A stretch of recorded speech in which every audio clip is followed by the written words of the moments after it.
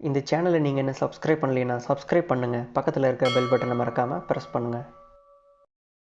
இன்று நாம் தியானிக்கவிருக்கும் வேத வசனம் யோவேல் தீர்க்கதரிசன புத்தகத்தில் 2ஆம் அதிகாரத்தில் 21ஆம் வசனம்.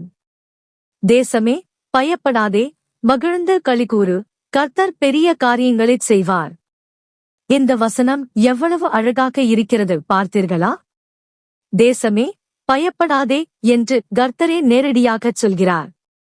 எந்த தேசத்தை அவர் இங்கே குறிப்பிடுகிறார்?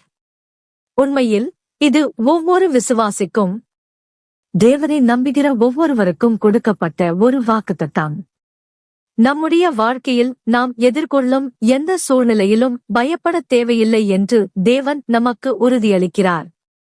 சில நேரங்களில் நம்மைச் சுற்றி எத்தனையோ பிரச்சனைகள், கஷ்டங்கள் வரலாம். எதிர்காலம் எப்படி இருக்குமோ என்ற பயம் நம் மனதை ஆட்கொள்ளலாம். ஆனால் இந்த வசனம் நமக்கு ஒரு உறுதியான நம்பிக்கையை தருகிறது. மகிழ்ந்து களிகூறு என்று கர்த்தர் சொல்கிறார். ஏன் நாம் மகிழ வேண்டும்? ஏனென்றால் கர்த்தர் பெரிய காரியங்களைச் செய்வார். பிரியமானவர்களே, நம்முடைய தேவன் பெரிய காரியங்களைச் செய்ய வல்லவர்.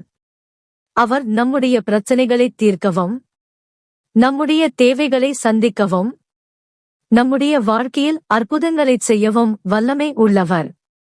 நாம் செய்ய வேண்டியது என்ன? பயப்படாமல் அவரை முழு மனதோடு நம்புவதுதான். வேதத்தில் எத்தனையோ உதாரணங்கள் உண்டு. தாவீது கோலியாத்தை எதிர்கொண்ட போது பயப்படவில்லை. ஏனென்றால் கர்த்தர் பெரிய காரியங்களைச் செய்வார் என்று அவர் நம்பினார். பவுலும் சீலாவும் சிறையில் இருந்தபோதும் பயப்படவில்லை.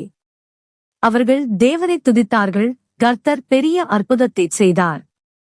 இன்று உங்களுடைய வாழ்க்கையில் நீங்கள் எந்த சூழ்நிலையை எதிர்கொண்டாலும் சரி, இந்த வசனத்தை நினைவில் கொள்ளுங்கள். தேசமே, பயப்படாதே, மகிழ்ந்து களிகூரு, கர்த்தர் பெரிய காரியங்களைச் செய்வார். உங்கள் பயத்தை விசுவாசமாக மாற்றுங்கள். கர்த்தர் நிச்சயமாக உங்களுக்காக பெரிய காரியங்களைச் செய்வார். ஆமென். God bless you.